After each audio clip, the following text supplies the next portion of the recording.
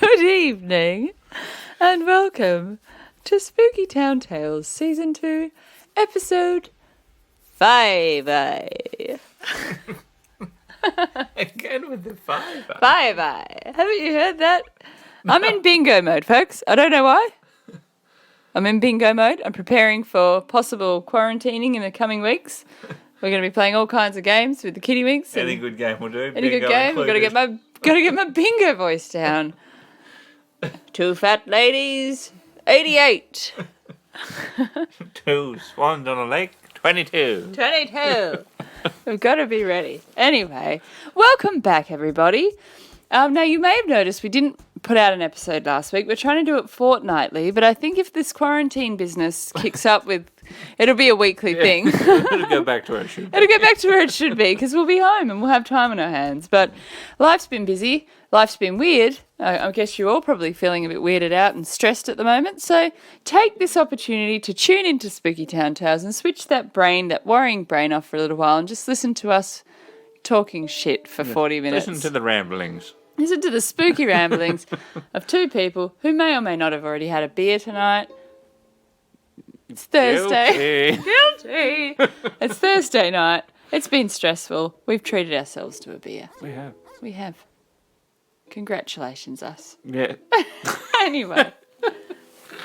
Anyway, this evening I have some treats for you, I do indeed. We've got some really good feedback about the Fremantle Arts Centre. I've got 2 new stories to tell you about the Fremantle Arts Centre from 2 very gorgeous listeners. Fantastic. 2 beautiful ladies.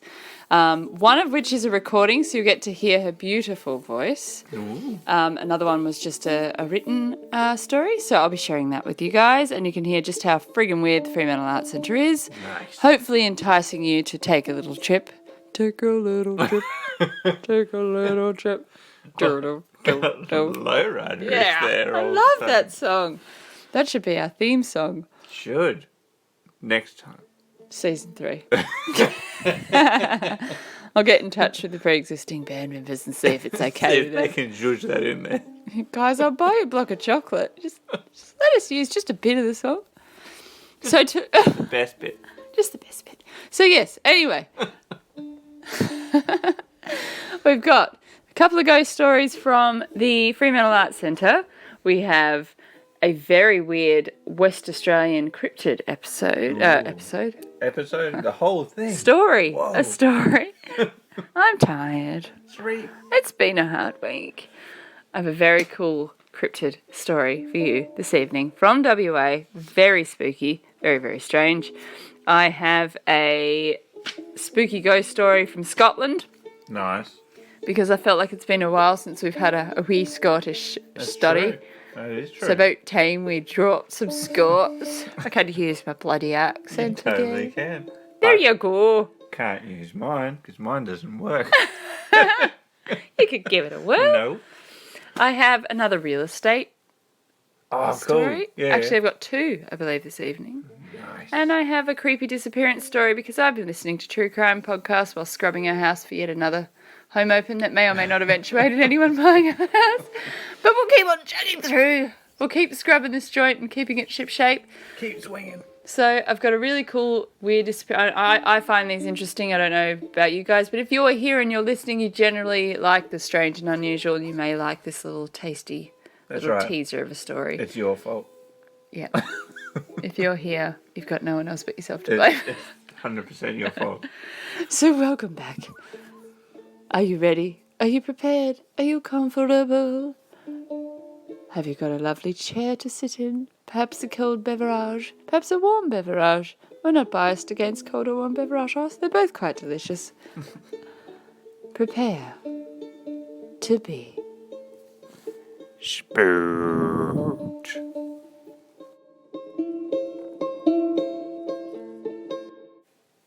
Please excuse Jimmy's voice breaking just there. That wasn't me saying spooked, in case you're wondering. What are you I talking can't about? quite. That was totally you. I can't quite get that low.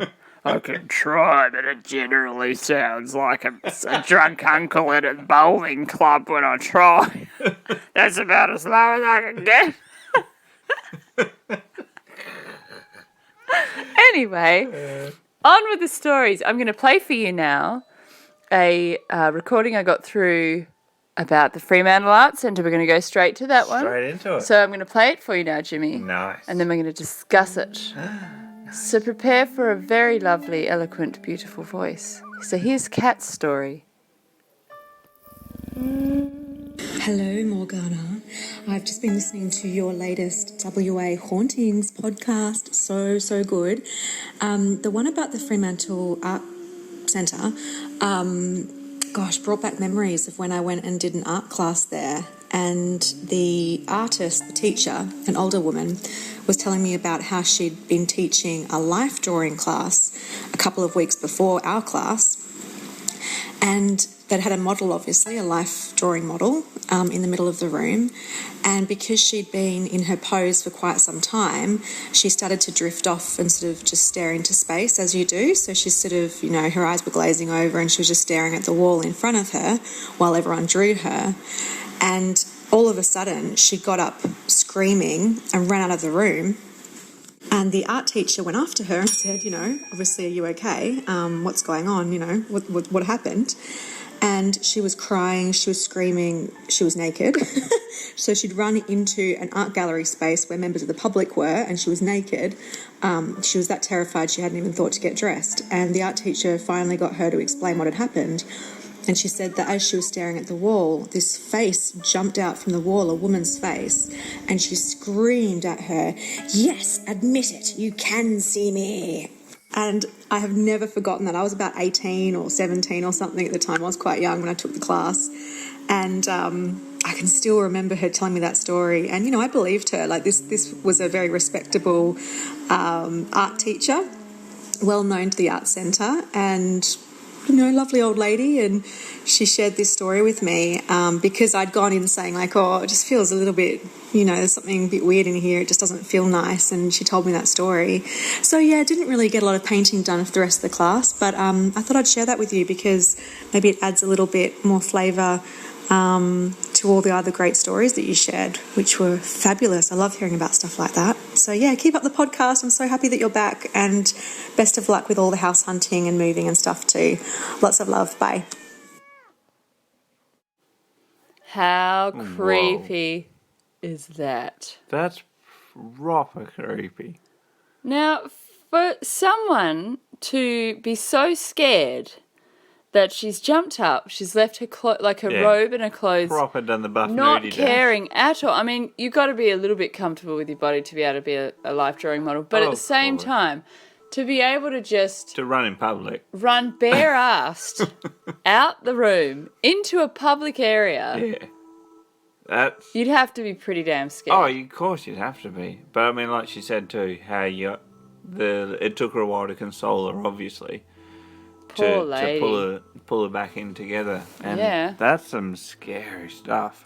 And it all correlates with other stories people have said Yeah, very about much this so. woman, about it being this scary woman. But being confronted like that by a ghost, I would suspect, that's just going... I knew it, I you knew it. can Whoa. see me. How scary. That's a bit Broad much. daylight too, and you're in a room full of other people. Yeah. That makes it all the more... I find it weird though, the dozing off. There is Like, There's an element of that in there.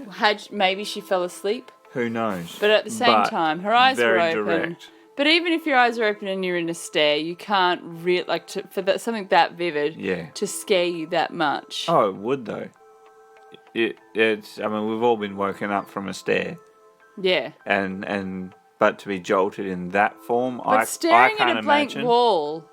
You can understand if someone came in and went, Yeah. "Bleh," and said something to her, but staring at Totally. a blank wall And to having be, that response. happen. Yeah, totally. It's very peculiar. Not to mention, Kat also mentions she got a real weird vibe walking into that Like room. already And then existing. obviously this teacher has said, well, actually, this happened here. Yeah, And that can sort of back up that eerie feeling she was having. yeah. Now, on That's that a note, really cool story, though. it's a great story. Thank you, Kat, and for reading it so beautifully. Your elocution is something my great aunt, who was a master of elocution, she had certificates and plaques in elocution, would be very proud to hear It was fantastic. someone in this day and age using proper enunciation. Very nice. I've always loved Kat's voice. She's a beautiful speaker. It's got the skills. Yep, sure does. So Unlike thanks. old slurry me McSlurrison. Jimmy McSlurrison. So thanks again, Kat, for a brilliant story. And now I have another story as a follow-up for the Fremantle Arts Centre episode. I'll just read this one as follows.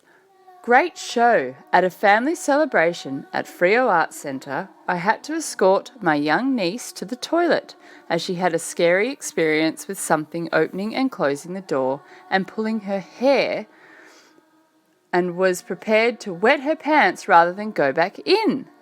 The loo in question went icy cold when we went in and had to physically hold the locked door to stop it from moving. It was very, very spooky, and she was only very, very young, too young to have had any prior knowledge of any haunting in the building. Far out. Holding a locked door that's something else. Oh, and it says here that I pretended all was well for my niece, as Yeah. nature was calling, and it was urgent, so... Yeah. Just thought, oh, we'll just pretend nothing's happening. But she had to physically hold the door because it was moving. That's pretty The locked crazy. door was moving.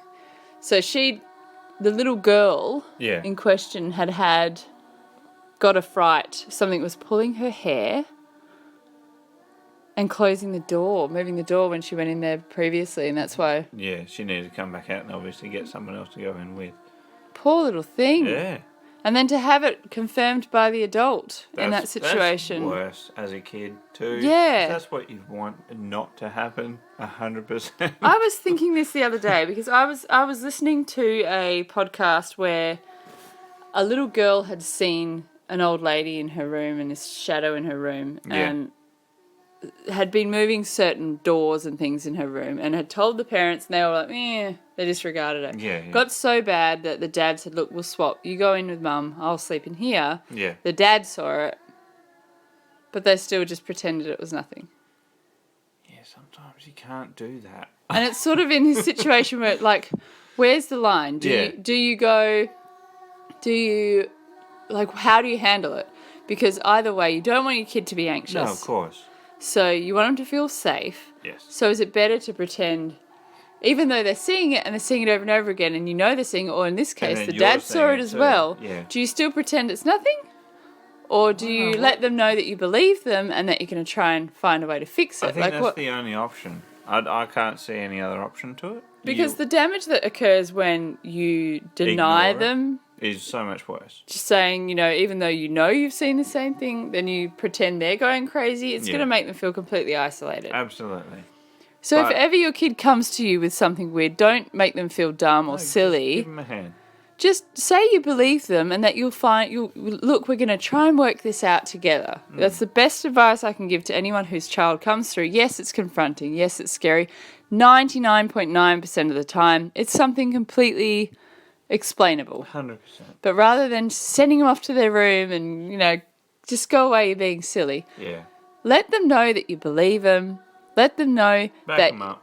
that you're there for them and you're going to get to the bottom of it with them so they feel supported and they feel safe. Because that's all a kid really needs is love and safety. They need to know that they're looked after and that they're safe. Yeah. Sending them off to their room without dealing with it or discussing it, Yeah. it's not going to help the situation. Not at all. From experience. Yeah. I mean, I'm no expert, but for the few times that That's all you want as a child, though, generally. from being a little girl and having scary things happen, all you wanted was when mum would actually believe me Yeah. would hear me out and would look into it. That's all. Yeah, Good not enough. just straight away go, nah, what? No, you're crazy. Of course. So, what about you guys listening? Have you ever seen something and no one believed you and your parents didn't believe you, but you'd see it over and over again and no one Or would? when you're a kid, especially. Yeah. Like, go right back into your childhood and try and think of a time when your parents didn't believe you. Yeah. And was there a time when they didn't believe you and then they experienced the same thing as you? But wouldn't tell you. Yeah. But you'll never know. You'll that. never know. Oh my God, we've fallen down the first rabbit hole of the Got the evening. first one. Yeah. I know for a fact that it happens more often than not. Yeah. Yeah. So write in your stories. What was your scariest childhood experience? Did your parents believe you? Did they experience And anything? then what happened after that? What happened afterwards? Yeah. Or is it a family secret? Share your secrets. Now, I really wanted to share this one with you, mainly because I just loved the name of this story. And I have to shout out to Barb, my mate Barb, who is the coolest library lady, friend, buddy, legend ever, who lent me a book about the paranormal, and I found this little nugget in this said book. So, The Big Grey Man of Ben Macdui. Ooh. Now, Ben Macdui is the second largest mountain in the UK. Okay. It's in the Cairngorms, I believe. Let me just double check that. Yes, it's in the Cairngorms of Scotland, which I've been to part of the Cairngorms. Mm-hmm. Very pretty, very spooky. Now, the big grey man of Ben Macdui is the ghost who haunts the summit. Oh. So, people have seen this man. It's like the final stage boss. He's the boss. When you get past all the other low-level bosses, It's the last you one. meet the big grey man of Ben Macdui. He's the final stage. Nice. If you defeat him, then it's on to what? Iggy Cooper? What was it? Was it Cooper?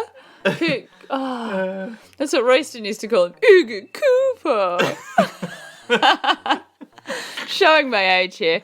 Yeah, you can tell I was born in the 80s. Anyway, yeah. So, a solitary traveller is quite often to run into this terrifying presence, known locally as Amphirliach Mór. Whoa. Nice. Good job. Yeah, showing my heritage there. Or the Big Grey Man. In 1891, did I say that correctly? The noted mountain climber, Professor Norman Colley, encountered the Big Grey Man while descending from Ben Macdui's summit. He related his experience at the annual general meeting of the Cairngorm Club in Aberdeen in December 1925. He was making his way through a heavy mist when he became aware of another presence nearby. Now, this is his voice, okay, so this is a quote. All right. I began to think I heard something else than merely the noise of my own footsteps. For every few steps I took, I heard a crunch. Stop laughing, you're ruining it. That's good. And then another crunch, as if someone was walking after me, but taking steps 3 or 4 times the length of my own. I was seized with terror and took to my heels, staggering blindly among the boulders for 4 to 5 miles. So that's his encounter. Was that like That spooky was- for you? Properly spooky, but I think it was just how well you did the voice. Yeah. Scared? Are you scared? So Professor Colley's audience was somewhat bemused by this story, but remained adamant that he would never again dare to scale the mountain alone because it scared him so much. Wow. So he was quite a well-known climber. Apparently, this encounter spread through all the other through the mountaineering community, and people began to be a little bit scared of climbing Ben Macdui because they didn't want to be chased by whatever the hell this thing is. Did he throw down his climbing sticks and say, "That's it, I'm never climbing again"? Well, no, no, not quite that far. But there have been a few explanations or theories. Some people think it might be actually a cryptid, not a ghost. Some people think it's a ghost. Right.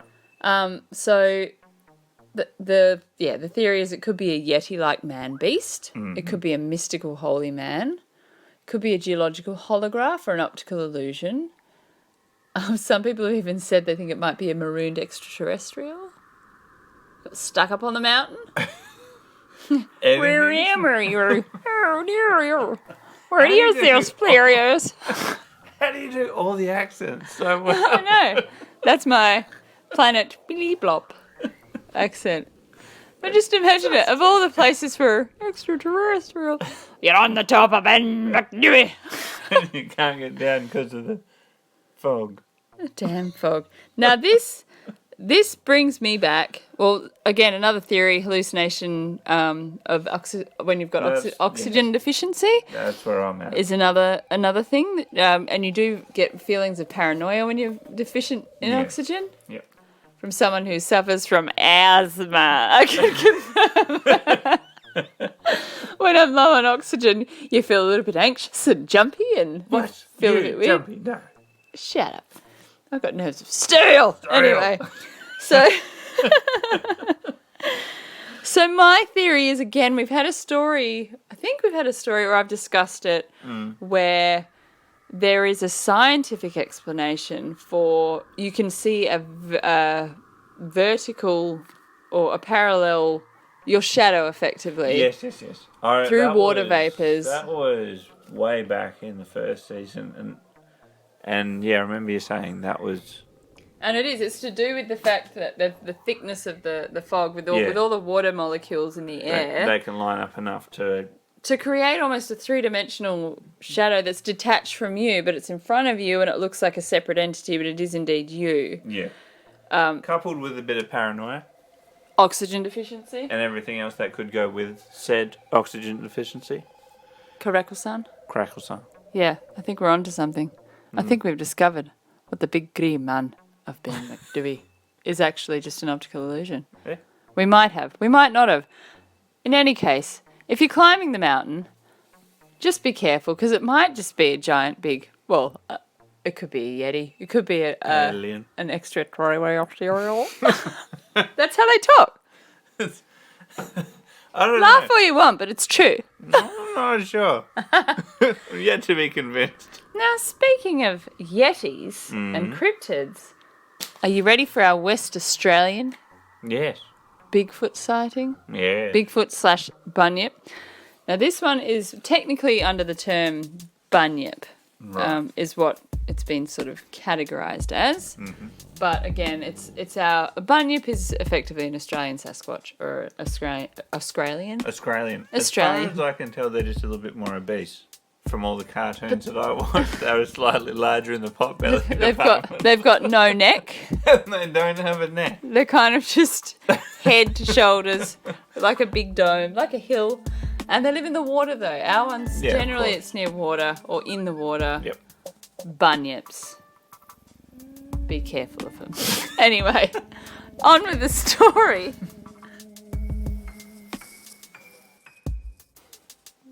Okay, Jimmy, are you ready for this bunyip story? Ready. Are you sure? Yes. Right. Quick, do it now. I live in Perth, Western Australia. I thought it'd be a great idea to drive towards Darwin to get some more info on the outback and to enjoy the outdoors, as a young bloke does. I packed up my car with clothes, snacks, movies, and outdoor things, my 1999 Ford Festiva Trio. Nice. It was given to me by my pop. I decided to go on this trip alone for fun. I was about 2 days' drive from Darwin, and I've been driving for about 2 to 3 days by this stage.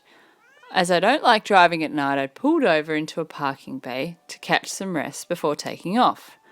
I got out and decided to take a leak, as you would. I'd had several bottles of water within the last 2 hours, and I walked about 20 feet from my car and saw a lake with a sign saying no crocodiles. I was happy to see that, and as I finished my piss, I started to hear what sounded like very low grunting noises similar to a boar or a wild pig. That's what I thought it was. So I pulled out my torch to have a look, and that's when I heard something roar.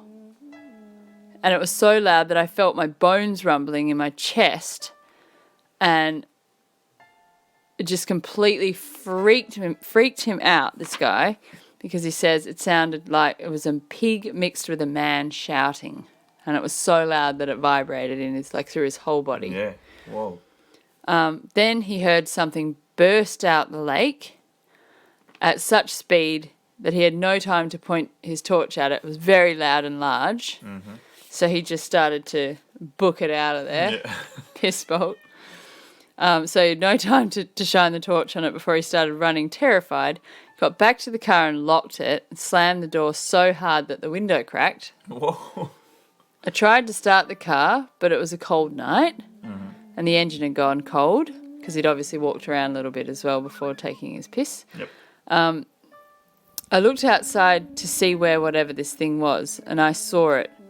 It was huge, 7 feet tall, despite being on all 4 legs. It had yellowish shine in its eyes and long tusk-like fangs coming from the upper jaw. The car finally started and I hooned off down the road, and he could hear all these awful noises as he zoomed away, like this horrible, like a boar mixed with a man screaming. Wow. I raced away as far as I could to the nearest town and found anyone I could report it to. So ended up finding wildlife people that all looked at me weird and were just like, yeah, just was like, what's he talking about? But there was an Indigenous woman in the building, when he was in there, and she pulled him aside and because she'd heard him frantic, and asked what sound the creature had made. So he tried to recreate the sound, as embarrassing as that was, and then the look in her eyes said everything. Like, she went proper cold. He knew it had struck a nerve. Yeah. She looked at him and said, with a very shaking voice, that attacked him was a bunyip. That's pretty cool. Yep. Pretty friggin' scary. So he ended up getting the rangers out to go with him. Yeah, to go back and have another look. To go and have a look. There were huge tracks, but whatever was there was gone. Yeah. The rangers claimed it must have been a dingo, even though the track itself was half the size of a dingo. Yeah. So he drove somewhere to sleep. Yeah.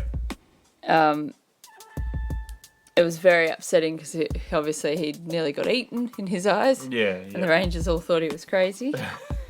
He went back to the spot the next day, like during the day, and saw rangers placing a barricade along the parking bay, which made him think there must be more going on than they're letting on. That maybe absolutely. And from then on, he hasn't travelled alone again. That was it. That wrecked it for him. No more travelling alone.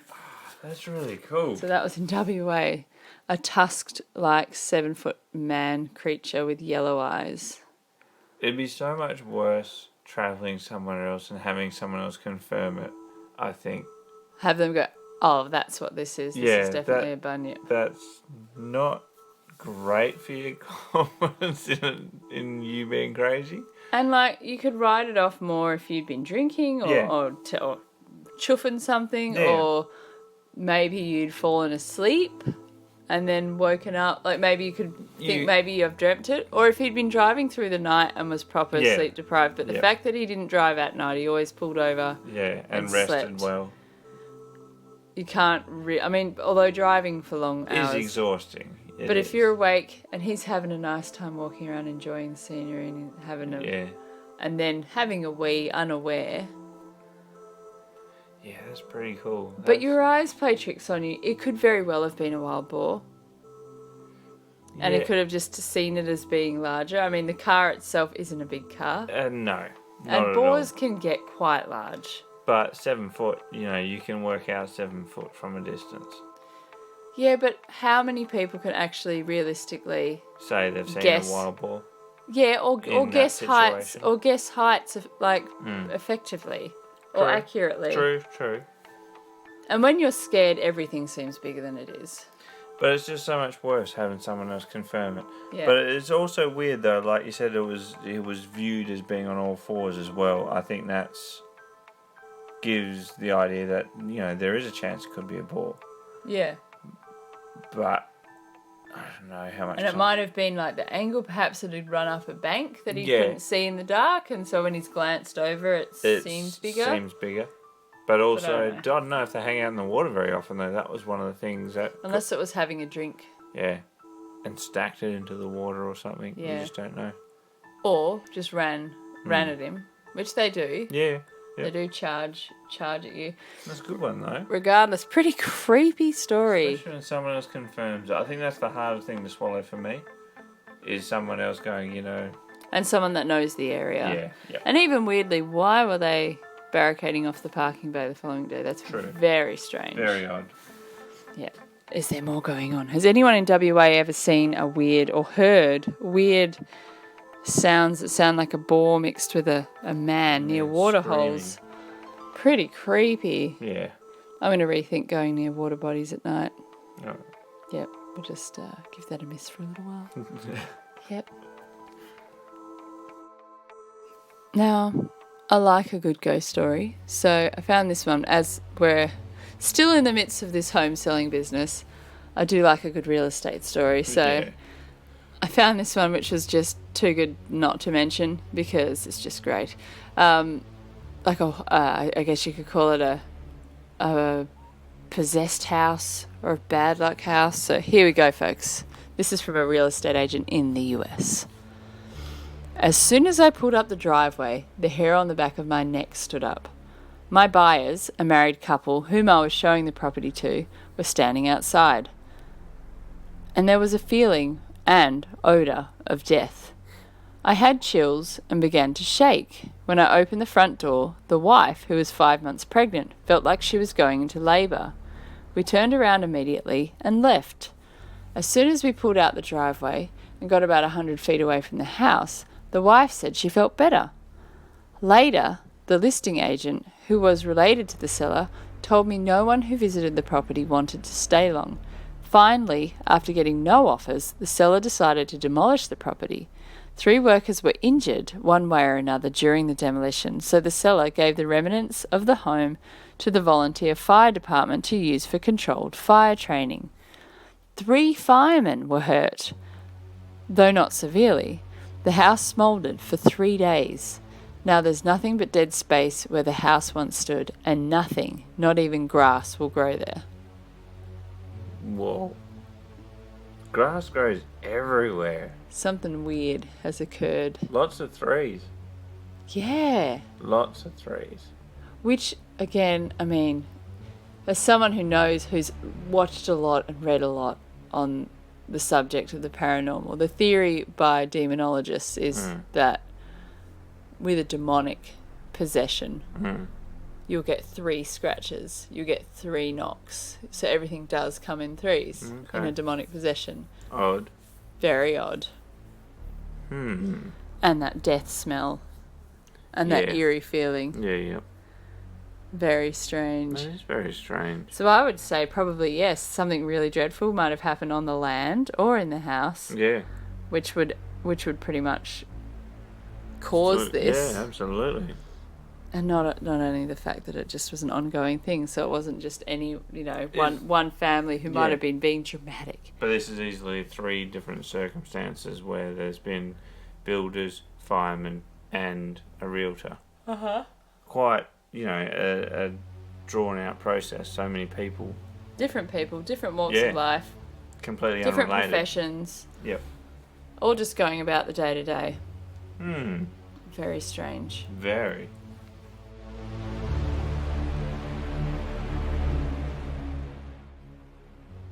That's going to conclude our episode this evening.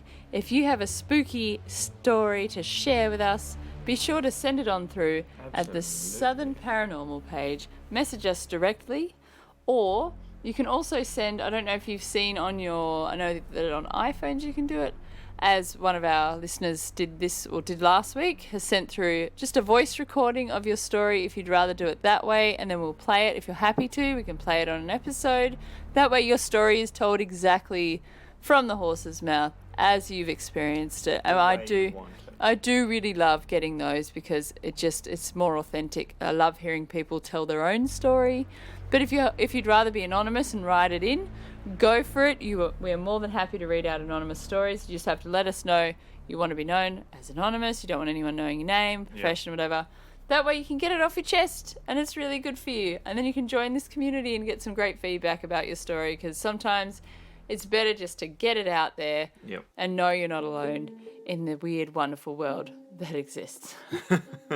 So send them on through, because we're happy to take them in that form. Also in written form, go for it. Send them through. And if you'd rather email me, you can email me at audreybramble@mail.com. That's AUDREYBRAMBLE@mail.com. Send them on through.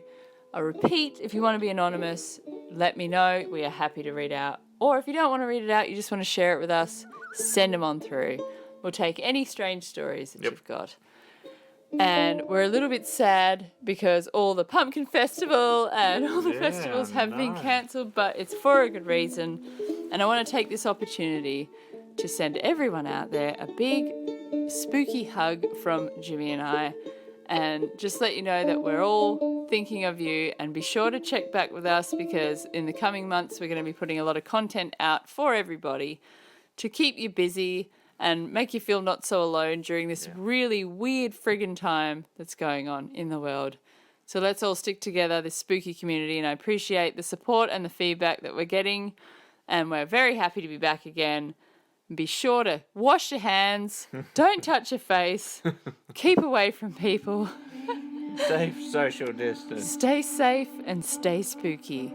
Until next time, this is Morgan. And Jimmy. Bye. Bye.